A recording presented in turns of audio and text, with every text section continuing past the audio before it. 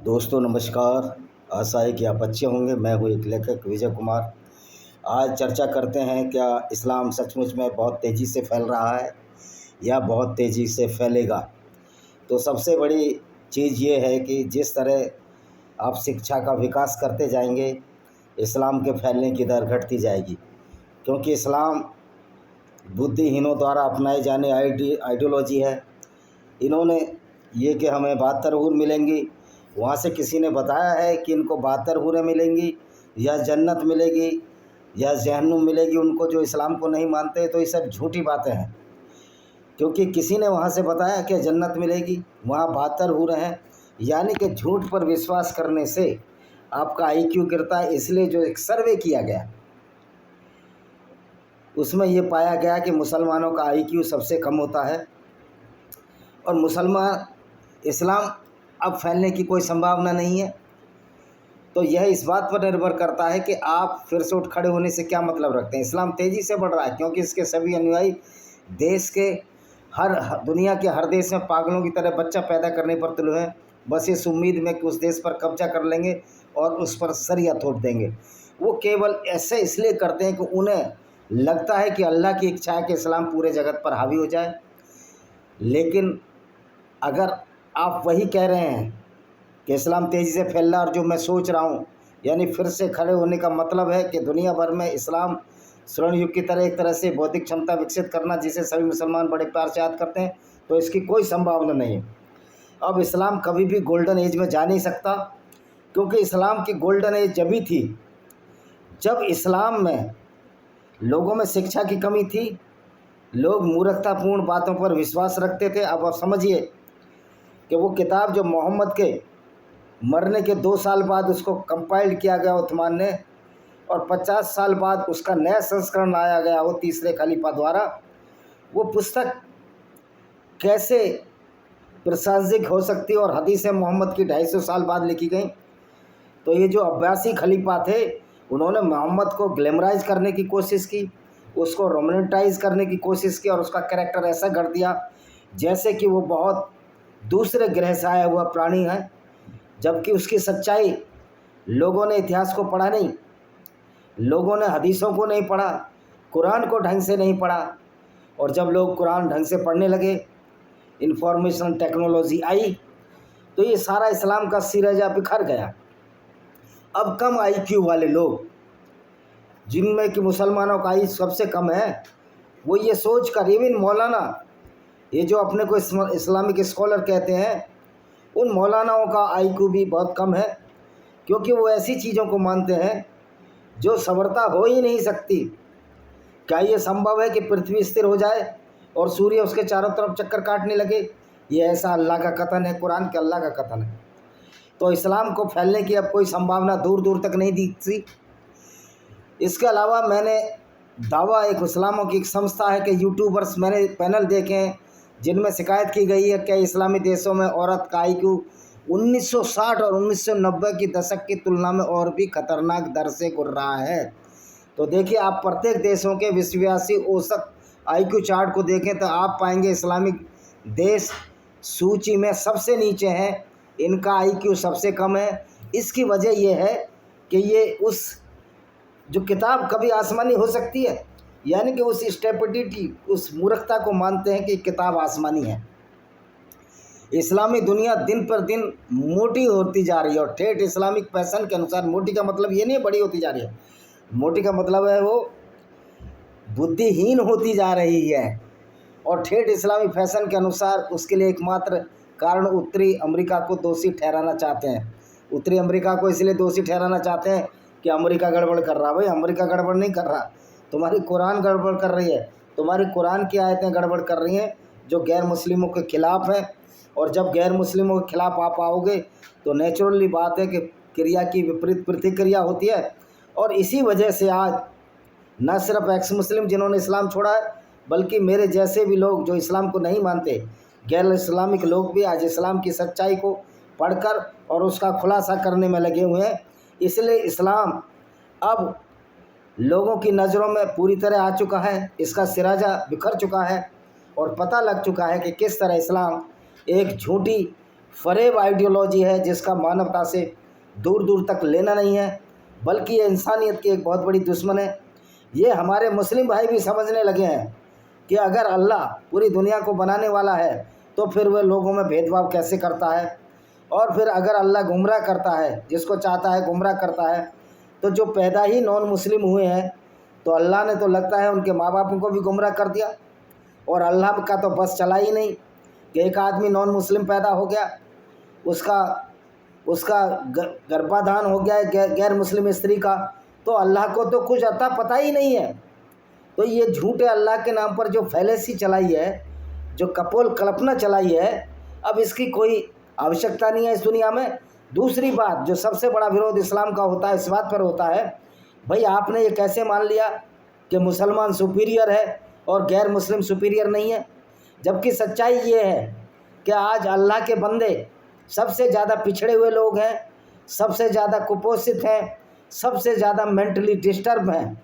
आज मुसलमानों को अच्छी शिक्षा, अच्छा पोषण, अच्छा व्यवस्था, अच्छी दवाइयों और उनके मानसिक स्वास्थ्य के लिए ज़्यादा मानसिक चिकित्सालय खोलने की ज़रूरत है। ये मदरसे की शिक्षा मुसलमानों को ज़हनी तौर पर बीमार बना रही है। अब ऐसे ऐसे अगर सच्चाई बताई जाए तो अगर भी इस्लाम फैल रहा है तो सिर्फ उन्हीं लोगों के लिए फैल रहा है जो लोग बच्चे ज़्यादा पैदा कर रहे हैं, लेकिन उसमें भी उनकी एवरेज लाइफ इतनी कम हो गई है कि अब इस्लाम कभी भी पूरी दुनिया में फैल नहीं सकता। क्योंकि जैसे जैसे शिक्षा का विकास होगा, एजुकेशन बढ़ेगी, हमारे मुस्लिम भाइयों में समझ आएगी, तो ये उनकी जो चालबाजियाँ हैं, जो इनकी बदमाशियाँ हैं कि आप इस्लाम को नहीं समझ सकते।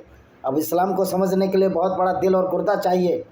भाई इस्लाम को समझने के लिए बहुत बड़ा दिल और गुर्दे की ज़रूरत नहीं है, कुरान पढ़ने की ज़रूरत है, आंखें खुली रखने की ज़रूरत है और इस बात पर विचार करने की ज़रूरत है, क्या ऐसा व्यक्ति जो अपने आप को पैगंबर कहता था और उसकी शिक्षा पर चलकर क्या आप अच्छे आदमी बन सकते हैं? जो व्यक्ति पूरी ज़िंदगी भर काफ़िले लूटता रहा, पूरी ज़िंदगी भर औरतों को बाज़ारों में बेचता रहा, पूरी ज़िंदगी भर औरतों के साथ शादियाँ करता रहा, छोटी बच्चियों के साथ शादी करता रहा, इसमें कौन सी रॉकेट साइंस है कि हम इस्लाम और मोहम्मद को नहीं समझ पाए? निश्चित तौर पर मैं उन मुसलमानों को कहना चाहता हूं कि जो ये कहते हैं कि आप इस्लाम को नहीं समझोगे, आप अभी तक आंखों पर टीन के चश्मे लगाए हुए हो, आप मोहम्मद का कैरेक्टर नहीं समझ पाए, मोहम्मद की आइडियोलॉजी नहीं समझ पाए, और उसके बाद जो अब्बासी खलीफाओं ने कुरान और हदीसों में जो हेर फेर किया, मोहम्मद को एक ऐसा कैरेक्टर बनाने की कोशिश की जो सबसे ऊंचे दर्जे का, आला दर्जे का इंसान बन जाए, लेकिन ऐसा हुआ नहीं। आपकी हदीसों के अनुसार जो उसकी बहादुरी के किस्से गढ़े गए, बाद में अगर उनकी विवेचना की गई, बुद्धि से उनका बुद्धि से जब विवेचना की गई तो ये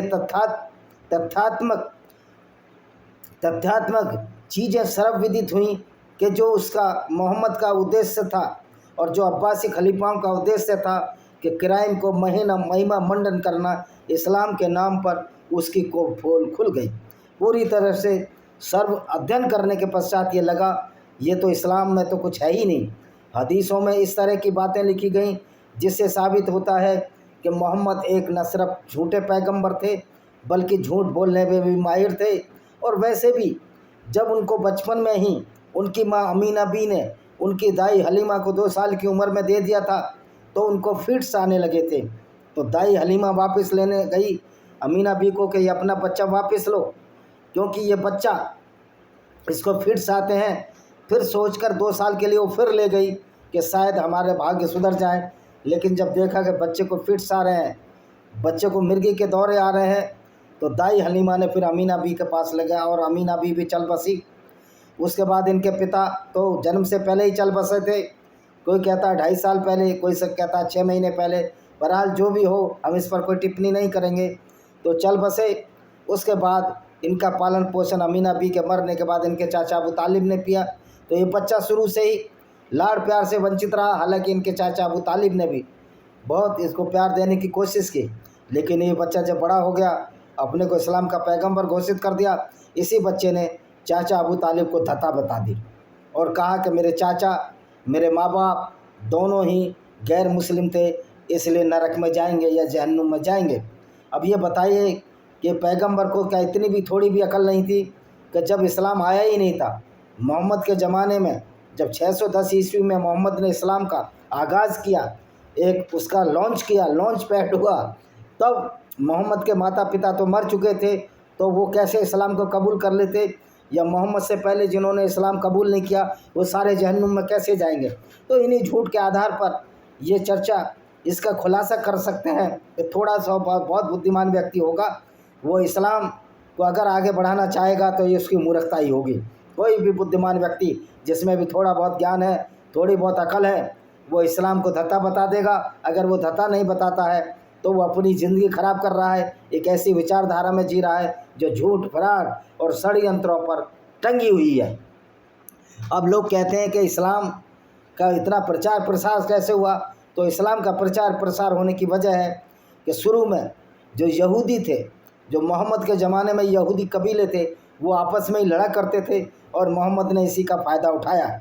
आपने बिल्ली और बंदरों वाली कहानी पढ़ी होगी कि दो बिल्लियाँ एक टुकड़े के लिए, रोटी के टुकड़े के लिए लड़ रही थी, तो बंदर आया और कहा कि मैं तराजू, मेरे पास तराजू है और सबको बराबर बराबर बांटूंगा। तो करता क्या था बंदर, एक छोटा टुकड़ा तोड़ता था और एक बड़ा टुकड़ा तोड़ता था।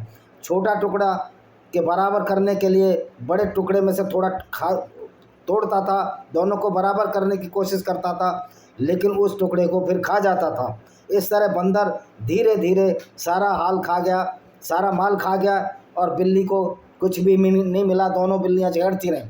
यही काम हमारे यहूदियों ने किया। शुरू में यहूदी आपस में लड़ते झगड़ते रहे, कबीले लड़ते झगड़ते रहे और मोहम्मद ने इसका फ़ायदा उठाया और कुछ कबीलों को मुसलमान बनाया, उनको लालच दिया, उनको धन का, औरत का लालच दिया, लूट का लालच दिया और लूट के माल को इन्होंने हलाल किया, जिसको कि माल गनीमत के नाम से जानते हैं। और जब ये हो गया तो लोग लालचवश इनकी ओर आने लगे और जब बहुत बड़ी फ़ौज इनकी तैयार हो गई लुटेरों की, तो धीरे धीरे कमज़ोर लोगों को सताने लगे। इसी तरह ये सीरिया में चढ़ाई की, सीरिया को मुसलमान बनाया और ये खूंखार और बर्बर सारे लोग इस्लाम में मिल गए और इस तरह इस्लामिक गुंडागर्दी को, जो लूटपाट का हिस्सा थी, और मज़े की बात है उस लूटपाट में 20% हिस्सा मोहम्मद साहब को मिलता था। तो इस तरह ये फैलता गया। इसी तरह भारत में भी इसी षड्यंत्र के तहत हिंदू राजा आपस में लड़ते रहे और मुग़लों का साथ देते रहे और मुग़लों ने बंदर बांट करके इसी तरह दो बिल्लियों का आपस में लड़ाया, दो राजाओं का आपस में लड़ाया, एक का साथ दिया। यानी कि मोहम्मद की पॉलिसी पर मुग़ल राजा भी चले और जहाँ जहाँ भी इस्लाम फैला इसी लालच से, इसी गुंडागर्दी से फैला, वरना इस्लाम में तो कोई ऐसी चीज़ नहीं थी जो इसके फैलने की वजह हो। तो इसका इस्लाम का फैलने का सबसे बड़ा कारण ये था कि लोगों में दिमाग नहीं था, लोगों में साइंस नहीं था, लोगों में इंटेलिजेंस ही नहीं थी। साइंस मतलब बुद्धि से मतलब है, सो विवेक से मतलब है, साइंस से मतलब नहीं है, क्योंकि इस्लाम का और साइंस का तो दूर दूर तक लेना नहीं है। इसके फलस्वरूप जैसे जैसे मूर्खता और जालियत हुई, इस्लाम फैलता चला गया, क्योंकि इस्लाम एक जालियत का नाम है। इस्लाम में लॉजिक को पहले ही मना कर दिया कि इस्लाम में सोचना ही नहीं है, अकल का दखल इस्लाम में नहीं है। इस तरह इस्लाम फैलता चला गया और भारत में भी दो हिस्सों, बिल्ली बंदर बाट से इस्लाम फैला। लेकिन आज जब से इंफॉर्मेशन टेक्नोलॉजी आई है, इस्लाम की जड़ें हिल गई हैं, इस्लाम के चूल्हे हिल चुकी हैं। अगर आज इस्लाम बचा है तो मुल्ला मौलवी और मदरसों में बचा है, जहाँ बच्चों का ब्रेन वॉश कर देते हैं। कहते हैं इमरान खान जैसा व्यक्ति अपने फ़ायदे के लिए बोलता है या नहीं मुझे नहीं पता, वो कहता है कि मोहम्मद ने सारे कबीलों को इकट्ठा किया। वो कभी नहीं बताता कि मोहम्मद ने कबीलों के उन लोगों को लिया जो लूटपाट में हिस्सा रखते थे, हिंसा में विश्वास रखते थे, और उनको आपस में एक ग्रुप बनाया जो एक लुटेरों का समूह था और उस लूट को भी माल गनीमत का हिस्सा किया गया। इस तरह इस्लाम में बड़ी चालाकी से मोहम्मद और उसके बाद के जो खलीफाओं ने उस इस्लाम को ऐसी विचारधारा में बदल दिया, अल्लाह के नाम से, जो थी तो एक क्रिमिनोलॉजी, लेकिन अल्लाह के नाम से सबको सही कर दिया गया। जिस तरह हिंदू समाज में भी देवदासी प्रथा देवताओं के नाम पर आई और उसमें उन औरतों का यौन शोषण हुआ, जिसको कि हालांकि मोदी गवर्नमेंट ने देवदासी प्रथा को बंद कर दिया, लेकिन इस्लाम में तो अल्लाह के नाम पर लूट हुई, क्योंकि वेदों में देवदासियों का कोई जिक्र नहीं है। इस तरह झूठ और फरेब से जो मजहब जो इस फैला, उसको इस्लाम का नाम हम जानते हैं। तो इस तरह इस्लाम लगातार फैलता चला गया और बाद में जब इनकी ताकत ज़्यादा हो गई, गोल्डन युग हो गया, तो मार काट के इंतहा कर दी। पारसियों को भी इसी तरह कत्ल किया गया, उनकी औरतों के साथ बलात्कार हुआ। जब उनकी औरतों को ये किडनैप कर लेते थे और बलात्कार होता था, उससे जो बच्चे पैदा होते थे वो ऑटोमेटिक इस्लाम या इस्लाम में आने वाले या मुसलमान माने जाते थे। इसी तरह हिंदुओं की औरतों को ये किडनैप करके बलात्कार करते थे। ये इतिहास झुटलाया नहीं जा सकता। जो आज हिंदू मुस्लिम एकता की बात करते हैं, उन मूर्खों से मैं पूछना चाहता हूँ कि हिंदू मुस्लिम एकता कैसे हो सकती है, जब इस्लाम कहता है कि गैर मुस्लिम तो नरक गंदे हैं, लेटरिन जितने गंदे हैं, पोटी जितने गंदे हैं, और वो तो काफिर हैं, वो तो कत्ल करने लायक हैं, वो तो मूर्ति पूजा करते हैं। और इस्लाम में अगर बलात्कार कर दो और मूर्ति पूजा कर दो तो मूर्ति पूजा को बड़ा अपराध माना जाता है और बलात्कार को नहीं। ये तो यासिर अलवजीदी ने कहा। तो इस्लाम एक गुंडागर्दी के बल पर फैला, छल और षड्यंत्र के बल पर फैला, और सिर्फ मूर्ख व्यक्तियों ने फैला, क्योंकि जो समझदार व्यक्ति थे उन्होंने इसका विरोध किया। और भारत में भी और पूरी दुनिया में अगर सारे गैर मुस्लिम इकट्ठे हो जाएं तो आज इस्लाम को रोका जा सकता है, इसके गुंडागर्दी को ख़त्म किया जा सकता है। अमेरिका ने ये दिखाया है। अब ये देखिए, इस्लामिक देशों में IQ इतना कम है, कम क्यों है और लगातार गिरता जा रहा है? इसका कारण है कुरान पर पूरी तरह से निर्भरता है। स्कूल जाकर कुरान पढ़ना और कुछ नहीं, यह आपका बुद्धिमान नहीं बनाता। पूरी ज़िंदगी यह कहते हुए बिताना, अगर यह कुरान में नहीं है तो मुझे इसे जानने की ज़रूरत नहीं है। आपको शब्द की सटीक परिभाषा के अनुसार कुरान मूर्ख बनाता है। बुद्धि का पूरा आधार नए विचारों को सीखने और उन्हें याद करने की क्षमता है। इस्लाम अपने सभी अनुयायियों को ऐसा करने से रोक रहा है, जिसके परिणाम स्वरूप सभी का औसत IQ 70 है। औसत IQ 70 है मुसलमानों का, जबकि 100 से ऊपर होना चाहिए। जबकि हिंदुओं का 115 110 है, ईसाइयों का भी 110 15 110 है। इवन जो दक्षिण जो अफ्रीका के लोग हैं जो पिछड़े, उनका भी IQ मुसलमानों से ज़्यादा है। इतना कम IQ दुनिया के बाकी सभी लोग इसे गंभीर रूप से विकलांग, मानसिक विकलांगता की श्रेणी में रखते हैं। जब आप इस बात को समझते हैं तो यह भी समझते होंगे इस्लाम पूरी दुनिया पर कब्जा करने में इतना आमादा है, तो आपको खुद का एहसास होता है। पृथ्वी के भविष्य के लिए मंद बुद्धि लोग पृथ्वी पर राज करेंगे वाली कहावत सच होने की पूरी संभावना है। यही संभावना मुझे डराती है, लेकिन ये मंद बुद्धि जो है अब राज नहीं कर सकते। तो अब ये देखिए कि इस्लाम किस तरह की आइडियोलॉजी है।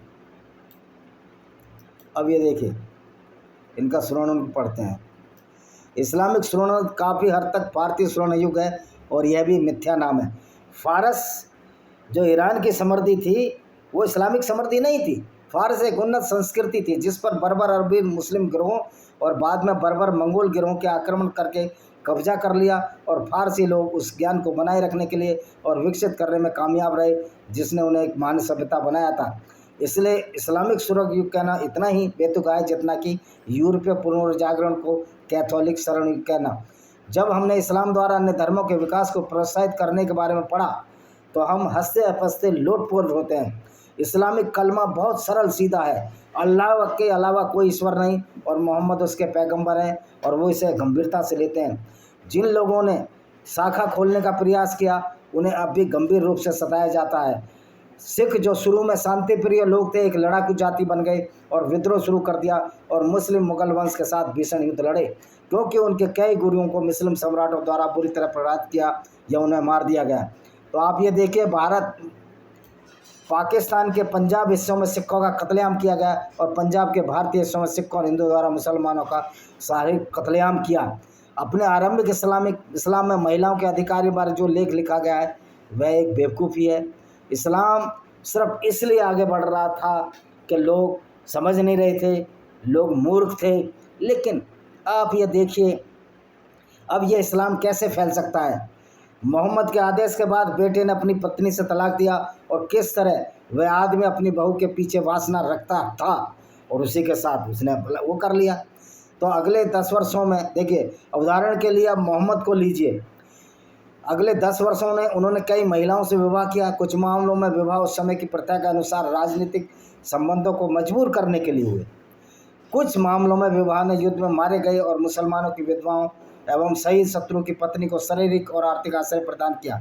उनके सभी विवाहों में से केवल एक विवादवश हुआ था उनके दत्तक पुत्र तलाक की पत्नी से। अब ये बताइए, ये कहते हैं कि वो इसलिए विवाह करते थे कि वो विवाह औरतें विधवा हो जाती थी। तो विधवा बनाता कौन था? मोहम्मद का तो उद्देश्य ही ये था कि औरतों को विधवा बनाया जाए, उनके साथ बलात्कार किया जाए और अपने साथियों को उनमें बांट दिया जाए। यही काम तो मोहम्मद ने किए थे। तो इस्लाम का फैलने की अब कोई संभावना नहीं है। इस्लाम जब तक फैलता है जब तक लोगों में जालियत होती है, और इसलिए मुसलमानों का औसत IQ 70 है, जो कि सबसे कम है। और यही इस्लाम फैलने की वजह है। जैसे जैसे बुद्धिमत्ता का विश्वास होगा, जैसे जैसे बुद्धिमत्ता बढ़ेगी, औरतों में पढ़ाई लिखाई आएगी, मुस्लिम महिलाएं समझेंगी। और मुस्लिम महिलाओं में मूर्खता का ये है कि वो कहती हैं कि हमारे पैगंबर बड़े अच्छे थे। अब वो पैगंबर अच्छे थे तो वो पैगंबर कैसा अच्छा था जो औरतों को आधी बुद्धि का कहता था, आधी अकल का कहता था, उनको लूट लेता था। तो ये समझ में नहीं आती कि पैगंबर अच्छा किधर थे। तो ये जो IQ है मुसलमानों का, जिस दिन IQ बढ़ जाएगा उसी दिन इस्लाम समाप्त हो जाएगा। तो ऐसे बहुत से मुसलमान हैं। जर्मनी में कई पढ़े लिखे मुसलमान हैं जिन्होंने इसे छोड़ दिया। अलग अलग देशों में अफ़गान, तुर्क, टूनेशिया, ईरानी, बेशक अशिक्षित लोग पर आमतौर पर ज़्यादा धार्मिक होते हैं, लेकिन एक जैसा ज़रूर होगा कि ये इस्लाम छोड़ेंगे। जैसे जैसे शिक्षा बढ़ेगी इस्लाम छोड़ देंगे। तो जो होने वाला है उसके लिए पतन शब्द सही नहीं है। इस्लाम तेज़ी से बढ़ता जा रहा है। इसके न्याय हर दूसरे धर्म को गिरा देने, पूरी दुनिया में कब्जा करने और इस इस्लाम और शरिया का पालन करने के लिए मजबूर करने पर पूरी तरह से अमरता है। तो एक ऐसा बिंदु आएगा जहाँ से इस विश्व और सभी धर्म एकजुट होकर इसे पूरी तरह से समाप्त कर देंगे।